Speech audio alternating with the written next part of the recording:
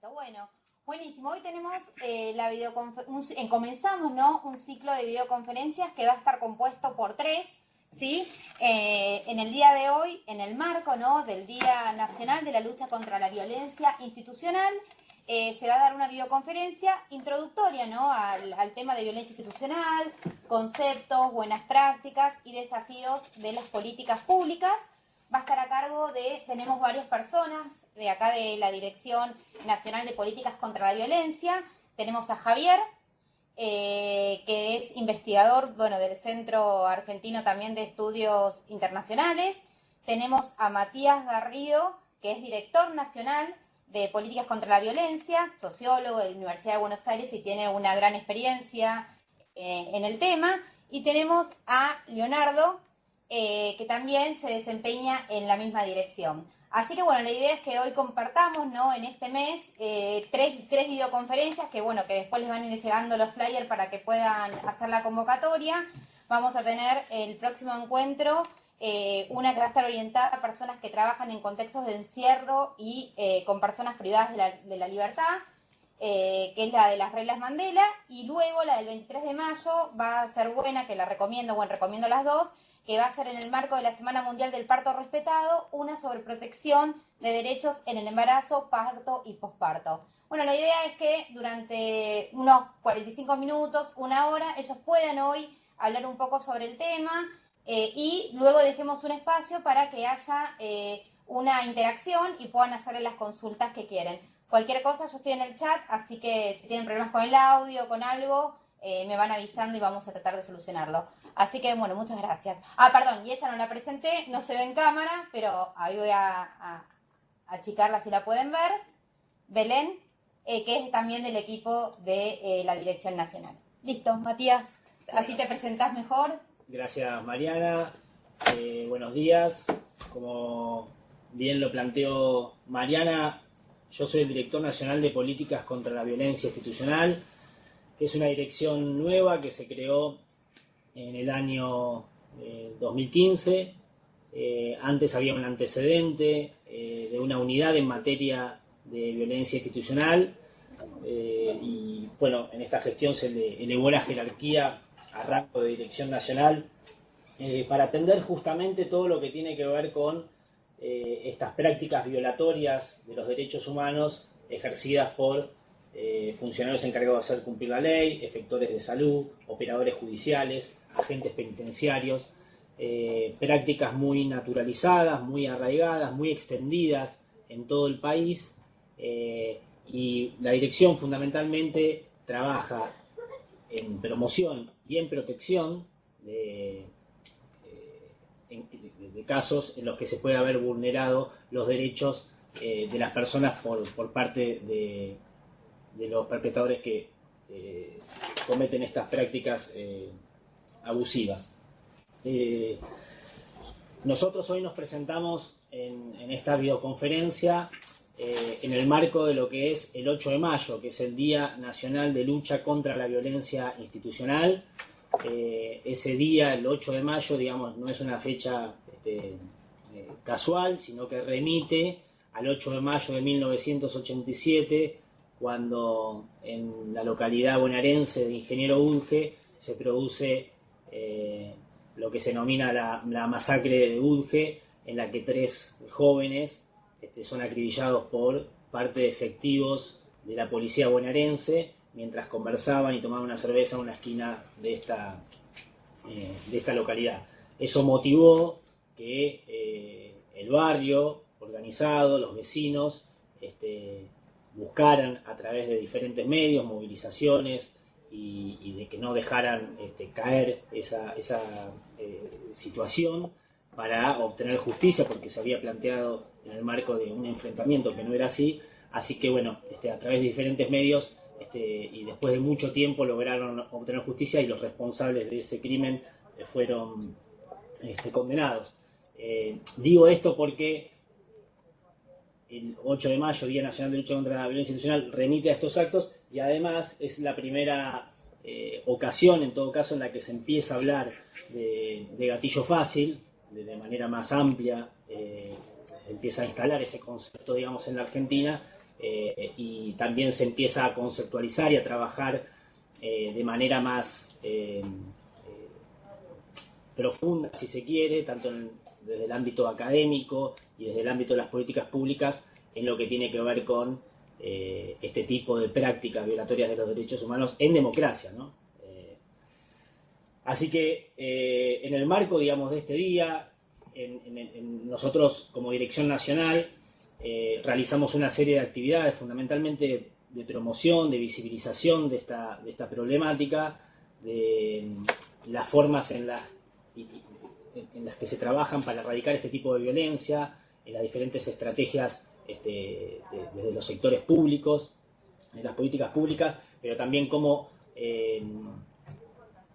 se protege en casos concretos de violencia institucional en relación al asesoramiento, al acompañamiento de víctimas de violencia institucional, en relación a las diferentes formas para trabajar en casos en los que personas podrían haber visto vulnerados sus derechos por parte de funcionarios encargados de hacer cumplir la ley.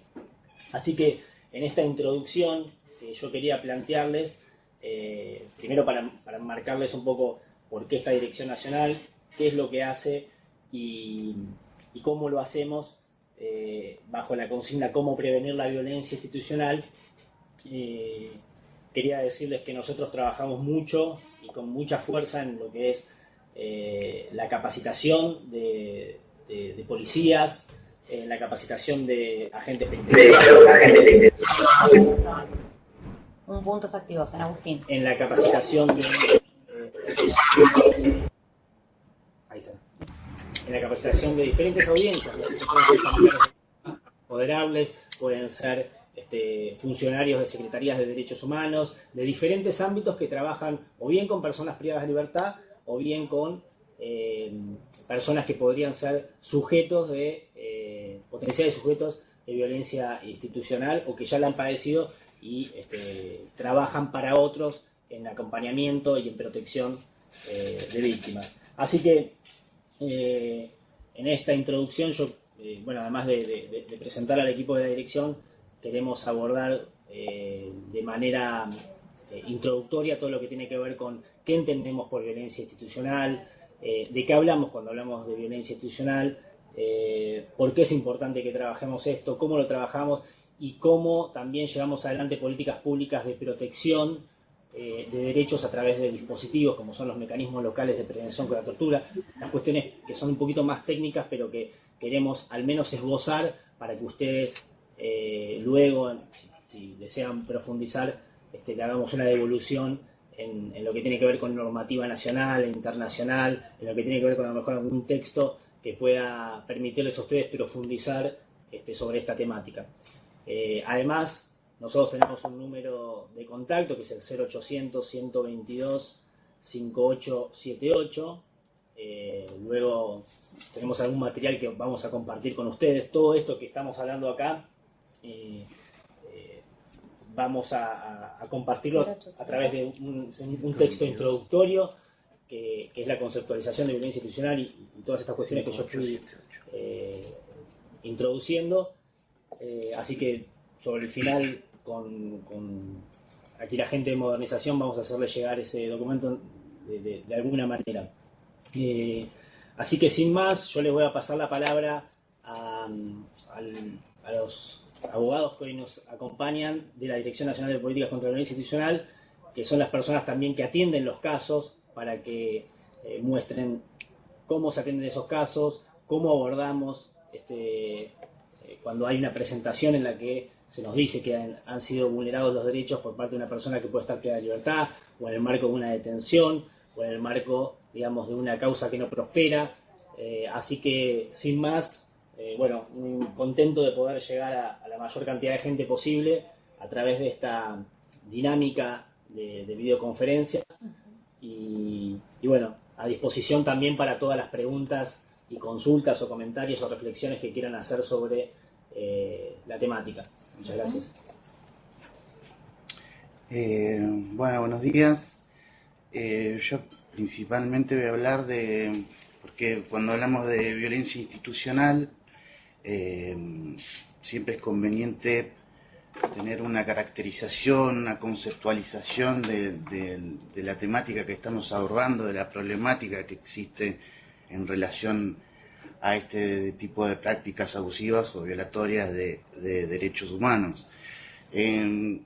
Antes de entrar en una conceptualización, en una caracterización, quería comentarles que la Secretaría, como dijo antes Matías, en el año 2015 se crea la Dirección Nacional de Políticas contra la Violencia Institucional, pero bueno, la Secretaría de Derechos Humanos viene trabajando este tipo de temáticas a través de distintas áreas desde prácticamente, bueno, desde 2003, 2004, donde se crean áreas, por ejemplo, como la de casos y situaciones, y para luego transformarse en el Centro de Denuncias y Orientación Ciudadana de la Secretaría de Derechos Humanos de la Nación, para luego, como decía Matías, transformarse también o identificar la problemática de violencia institucional y crearse una unidad de sistematización de casos, porque a través de las denuncias y causas que se presentaban en la Secretaría,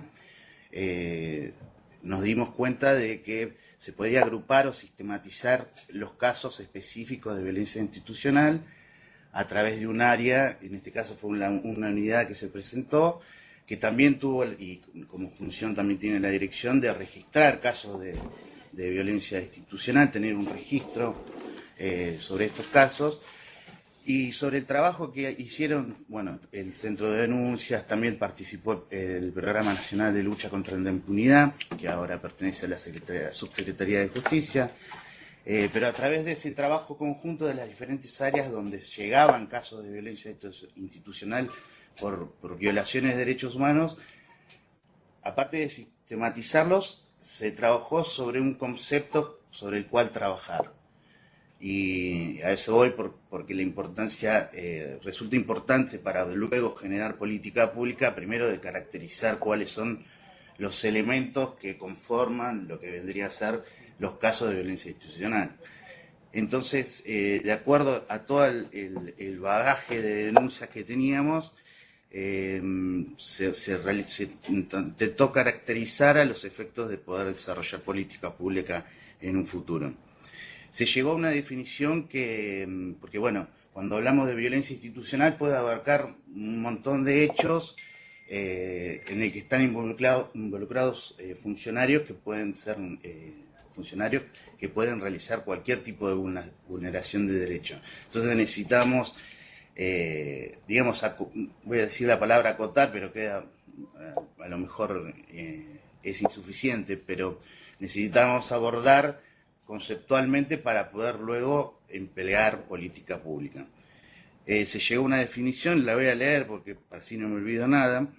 La violencia institucional se trata de prácticas estructurales de violación de derechos por parte de funcionarios pertenecientes a fuerzas de seguridad, fuerzas armadas, servicios penitenciarios, efectores de salud, como también efectores judiciales, en contextos de restricción de autonomía y de libertad. Parece medio rara la definición, está compuesta de varios elementos, pero bueno, voy a tratar de explicarles o distinguirles cuáles son los más importantes. Cuando hablamos de prácticas estructurales, de violaciones de derechos, esto significa que no se trata de cualquier violación de derechos humanos, sino a violaciones que son sistemáticas por parte de los distintos funcionarios que ejercen, digamos, la violencia legítima dentro de sus funciones, ¿no? Cuando hablo de violencia legítima hablo de poder punitivo que tiene el Estado a través de sus funcionarios. Pero estas prácticas tienen que ser estructurales, tienen que ser sistemáticas para configurar una violación de derechos humanos. Después, identificar cuáles son los perpetradores, como decía hoy Matías, que bueno, en este caso son funcionarios pertenecientes a fuerzas, en su gran mayoría fuerzas de seguridad, pero también tenemos, y ahí nos vamos al otro elemento, que como es en un contexto de autonomía, de libertad, puede también, y de restricción de libertad, puede también abarcar, por ejemplo, efectores de salud. Por ejemplo, imagínense un paciente con una enfermedad mental que necesita una medida de seguridad y necesita estar privado de su libertad por algún motivo, en base a su patología. Pensamos también, por ejemplo, en detenciones, en encierros, en distintos tipos de custodia. Y efectores, por ejemplo, y volvemos al otro elemento, efectores judiciales, porque, o sea, los funcionarios judiciales también tienen la responsabilidad en cualquier momento del proceso, más que nada penal, de dictar procedimientos en los cuales abarcan también restricciones de autonomía, restricciones de libertad, custodia sobre diferentes aspectos de la vida, ¿no? Entonces, ahí ya tenemos diferenciado diferentes caracteres que podrían tener la definición.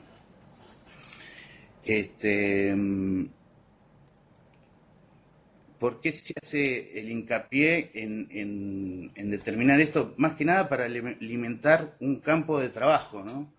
Para poder establecer cuáles son los criterios de intervención que va a tener la dirección y la secretaría a los efectos de poder prevenir y sancionar y relacionarnos también con la víctima, porque obviamente no es lo mismo un paciente privado de su libertad o de su autonomía por una enfermedad mental que un preso que está en una unidad penitenciaria. Son distintos abordajes que nos ayudan a través de esta caracterización a tener distintas respuestas como política pública.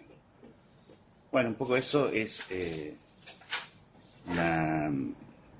y con la conceptualización de violencia institucional y la caracterización de los mismos para poder afrontar los distintos casos y situaciones que vienen por violaciones de derechos humanos a presentarse en la dirección y en la Secretaría y en el Ministerio de Justicia, obviamente. Bueno, gracias. Le cedo la palabra. Quizás simplemente hay una definición, digamos, que se ha consensuado en lo que tiene que ver con la violencia institucional a la que se ha llegado al acuerdo y que propone, digamos, como para sintetizar las palabras del doctor Capitini, que propone, digamos, que se tienen que presentar 3 elementos para que exista violencia institucional, que tiene que ser ejercida, digamos, por funcionarios, por lo general, por la mayoría de los casos que nosotros trabajamos son encargados de hacer cumplir la ley, digamos, fuerzas de seguridad. En particular nosotros trabajamos con agentes penitenciarios, la mayoría, digamos, de los perpetradores que se identifican por las presentaciones que nos llegan a la Secretaría, digamos, de este sector, tanto federal como provincial. O sea, tiene que haber un funcionario que ejerce esta práctica, se tiene que dar en un contexto de restricción de autonomía o libertad, como decía muy bien Capitini, y tiene que haber un hecho, digamos, de violencia, ¿no es cierto? Que no necesariamente tiene que ser un tipo de violencia física, sino que puede ser una violencia de orden psicológico, que son, de hecho, digamos, las más frecuentes. Una violencia también vinculada, digamos, a prácticas que no necesariamente, digamos, dejan marcas visibles, digamos, en el cuerpo, sino que se pueden plantear desde otra manera. De hecho, estas prácticas se han, de alguna manera, modernizado, se han efectivizado justamente para no dejar marcas que podrían comprometer esa práctica violatoria de derechos humanos. Así que lo que digo es, como para cerrar esta conceptualización, estas 3 cuestiones que deben estar presentes para que podamos hablar de violencia institucional. No es una institución como tal, sino que necesariamente tiene que estar ejercida por un miembro de una institución, a través de un funcionario de una institución, en un contexto de restricción de autonomía, y una práctica que que vulnere los derechos de la persona a través de un hecho de violencia, ¿no? Que, como decía antes, no necesariamente tiene que ser un hecho, por ejemplo, de tortura o de gatillo fácil, que esas son las formas más extremas, sino que puede ser desde el ejercicio de otra forma de violencia.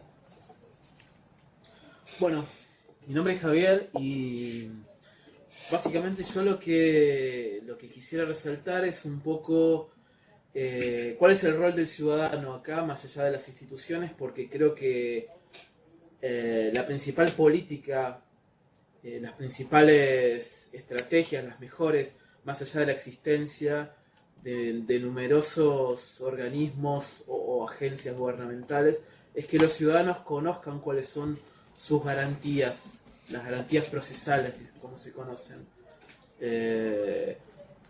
Y además quiero dar algunos tips sobre qué es lo que hay que hacer en términos generales, porque no vamos a entrar en cuestiones específicas de los diferentes tipos de detención, pero qué es lo que debe exigir el ciudadano cuando es detenido por un agente de una fuerza de seguridad, ya sea en la calle o bueno, se le inicia una investigación penal, un proceso penal.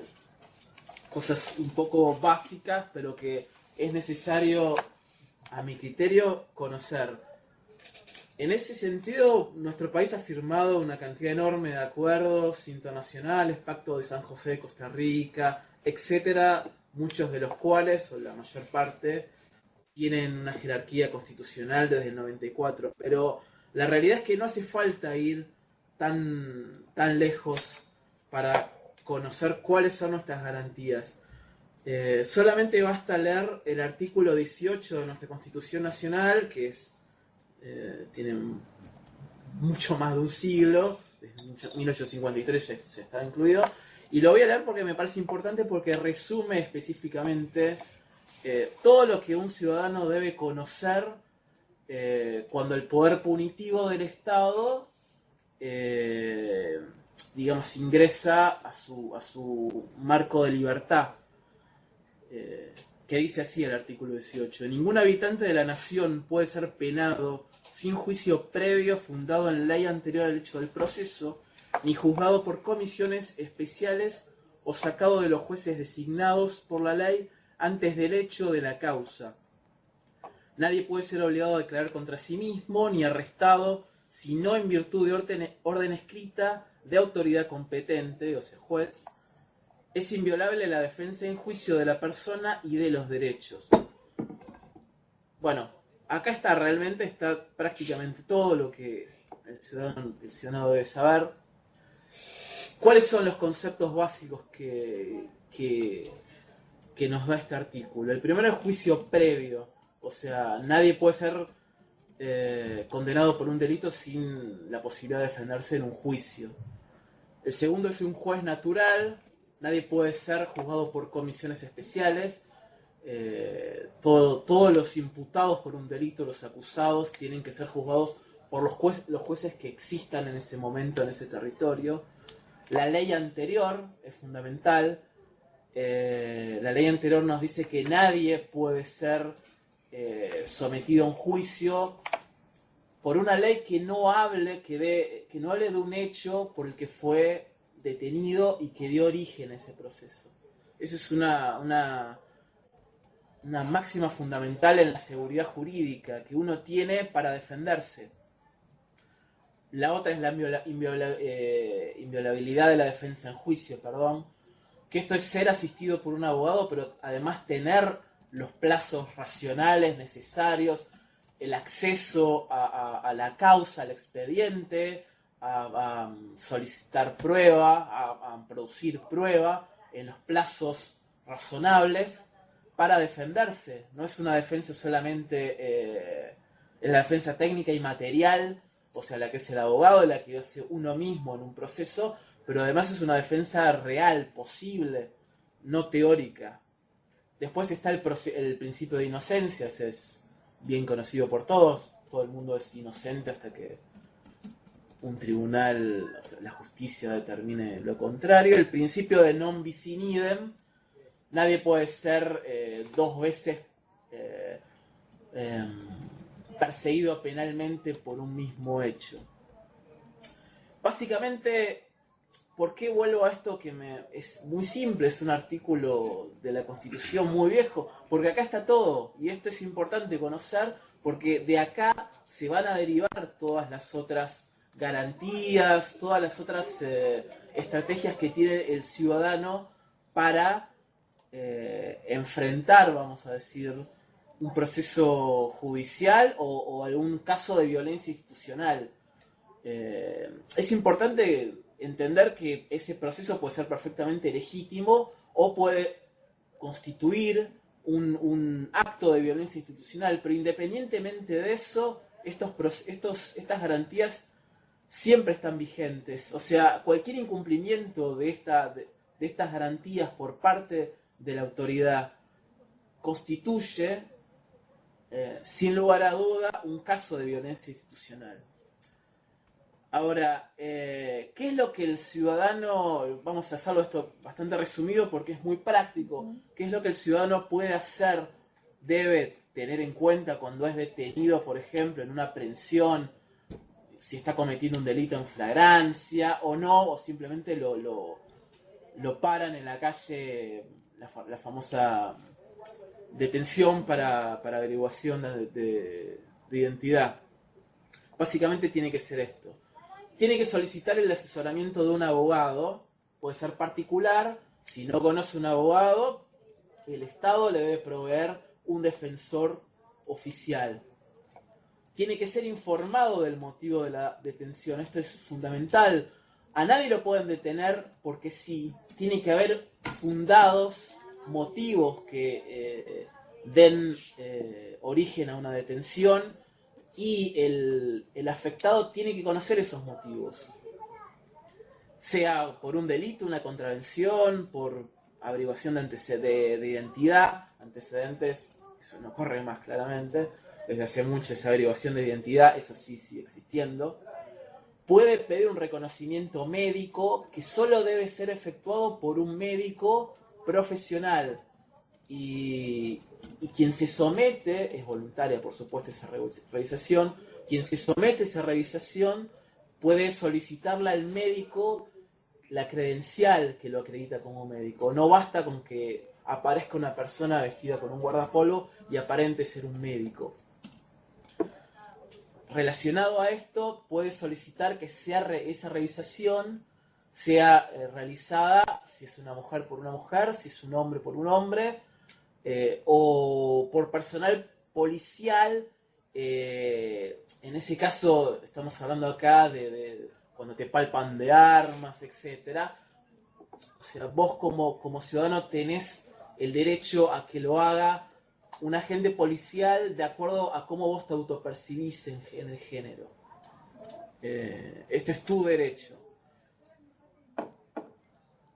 Podés negarte a que te exhiban otras personas, sean gente que va circulando, sean otros detenidos, si te llevan a una comisaría, etc.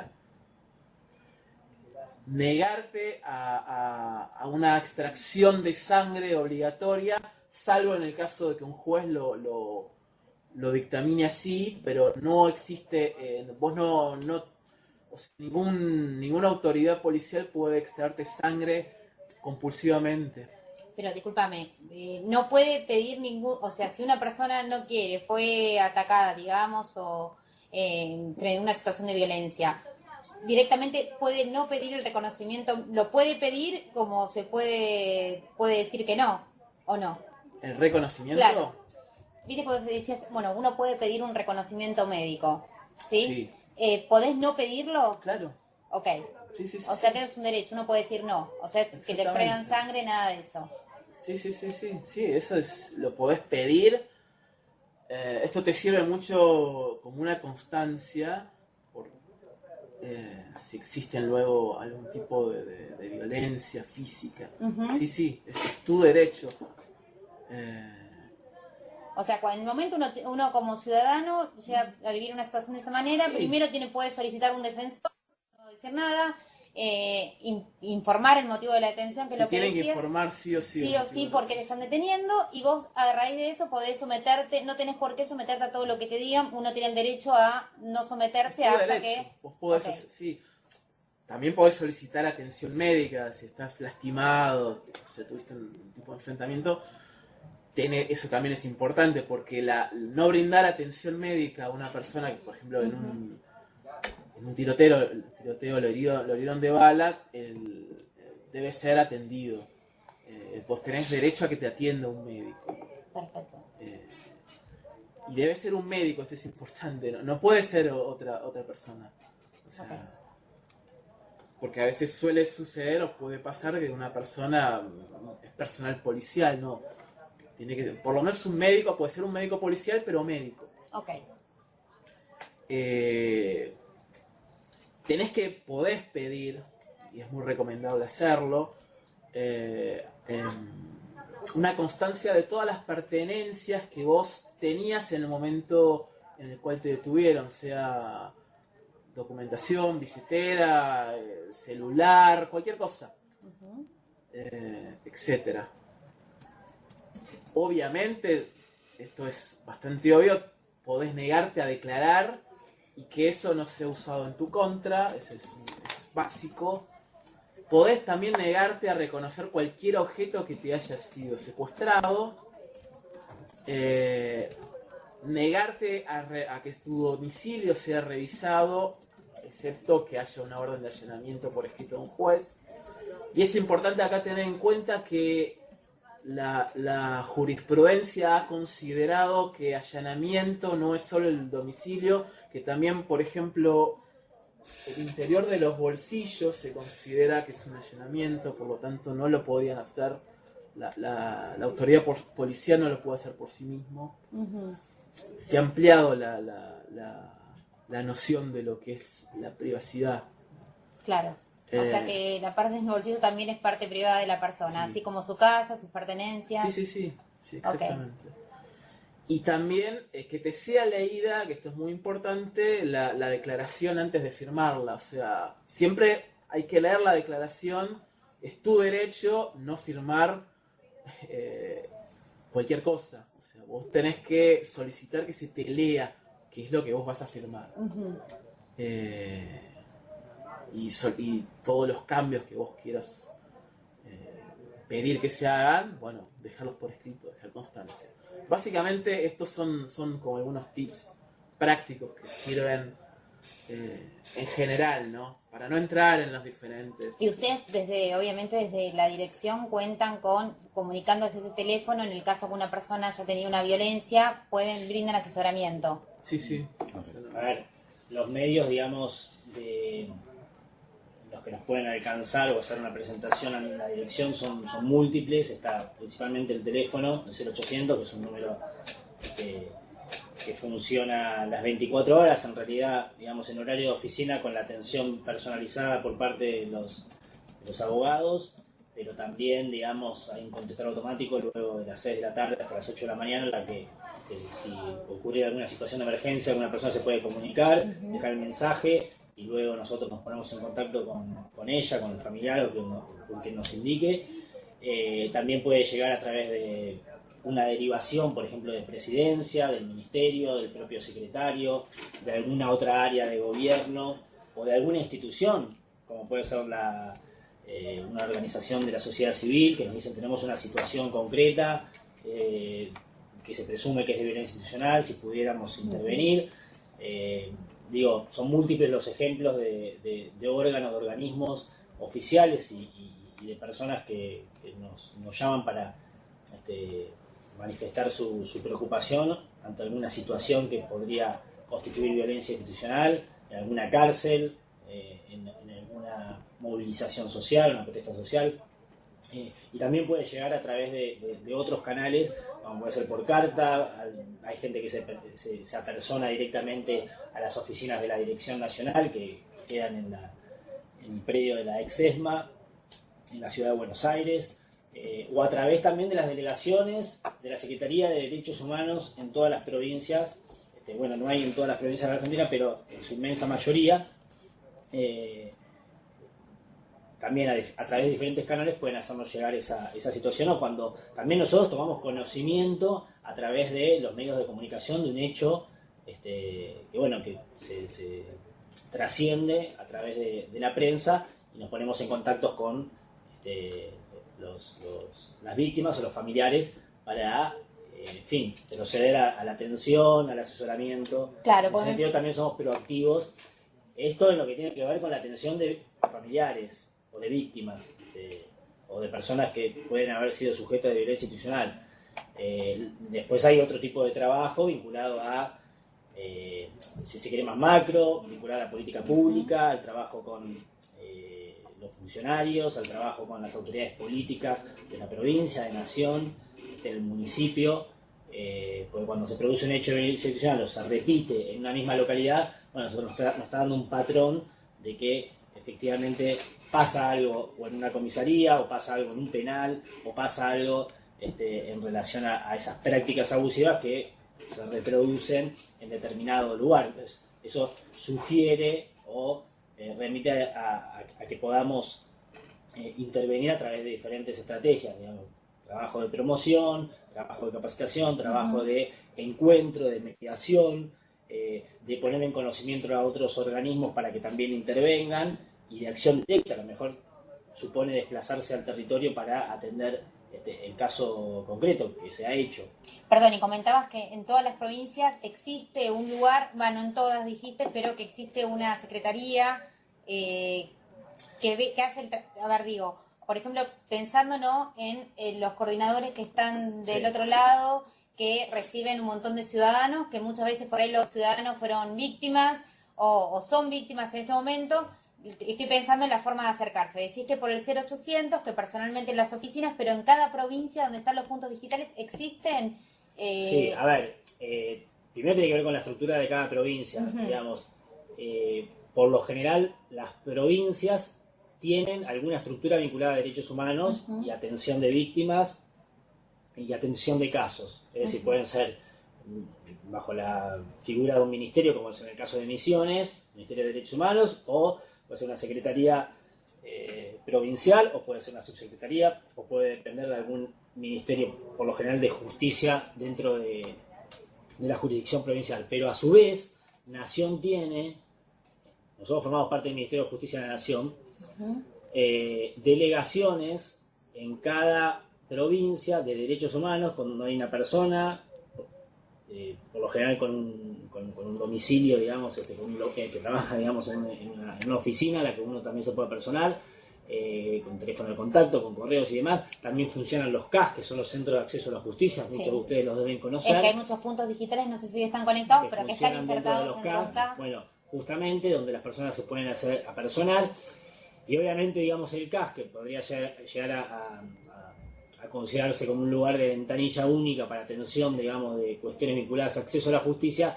El personal que trabaja en los CAS no necesariamente tiene que ser especialista en violencia institucional. A veces, digamos, no puede haber abogados, en la inmensa mayoría, digamos, los hay, pero a veces el tratamiento, digamos, de casos de alta complejidad en la que hay involucrados funcionarios policiales o agentes penitenciarios o algún operador judicial, requiere, digamos, de una atención especializada que ahí, digamos, nos la derivan a nosotros para que podamos tomar intervención por, bueno, nuestra especificidad, digamos, en la materia, y porque estamos acostumbrados a este tipo de trabajo y tenemos los recursos y los elementos para atenderlos. Entonces, lo que digo es, hay diferentes formas de que los casos nos lleguen, y también, según el caso, la estrategia de abordaje es diferente, ¿no? Digo esto porque no hay una única forma de atender. Si bien tenemos un protocolo de actuación, esa intervención, digamos, depende también de la situación específica de quien hace la denuncia.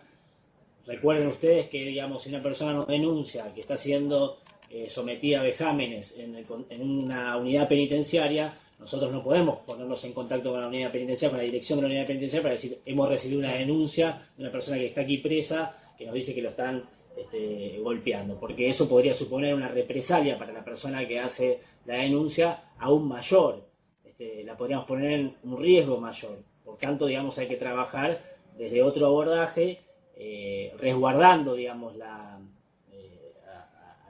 la persona que hace esta fuerte denuncia. Así que, bueno, por eso les digo, cada caso requiere, digamos, una lectura y una intervención según la situación específica que se presente. Ok, perfecto, como para que los puntos lo vayan teniendo en cuenta, ¿no? ¿Algún otro tema o damos...? No, por mí... Bueno, la idea era un poco como hacemos siempre, ¿no? Desde el Ministerio de Modernización tenemos la suerte de poder ser transversales, digo la suerte de poder ser, es el ministerio transversal a todo el resto de los ministerios, con lo cual para nosotros acercarle la información y lo que hace cada secretaría es fundamental para que conozcan cuáles son los derechos que tienen. Bueno, y la idea es ahora, si ustedes tienen alguna consulta, ahí Villa Luisa, que vi que se levantó, si tienen alguna consulta, bueno, que la puedan hacer y aprovechen que están los expertos para poder hacer el intercambio. Yo voy activando los micrófonos. Tenemos la Quiaca. Hola, la Quiaca, no sé si nos escucha. Hola, la Quiaca. ¿Nos escucha? Hola. Yo no te puedo escuchar. Me decís que active, pero no te puedo escuchar. ¿Rufino? Ya manda mal la cámara. ¿Rufino? Hola. ¡Ay, sí! Hola.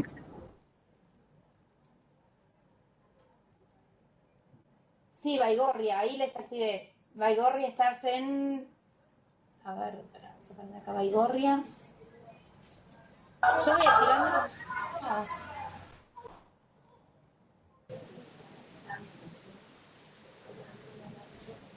Acá dicen no escuchan, escriban por acá. Bueno, los que quieren hacer las consultas y no escuchan, yo ahí Baigorria te estoy viendo. ¿Vos me ves? ¿Sí? Bueno, buenísimo. ¿Pudiste escucharla? ¿Bien? Hola. Hola. Sí, ¿pudieron escucharla bien? Sí, todo perfecto salió. Perfecto, no hubo interferencias. Bueno, buenísimo. Los invitamos, fue en realidad una videoconferencia introductoria y bueno, en el caso de que quieran participar en la próxima videoconferencia a la misma dirección, tengan en cuenta que va a estar más que nada abocada a lo que es las personas que trabajan, ¿no? Con personas que están en situaciones de encierro, ¿verdad, no? Perfecto. Villa Loisa, muchas gracias, Baigorria. Villa Loisa, que te escuché bastante atento. Baigorria. Digo, Eloisa. Mediateca. A lo mejor puede hacer alguna... Ahí. Sí, pasa que es difícil a veces con el tema de los micrófonos coordinar y hay un pequeño delay. Villa Loisa está tratando de ver qué pasa con el micrófono. Bueno, cualquier cosa, ustedes no se tienen... supongo que acá se está escuchando bien y salió bastante prolija. Pero bueno, si quieren decir alguna consulta la pueden anotar porque estoy teniendo problemas con los micrófonos.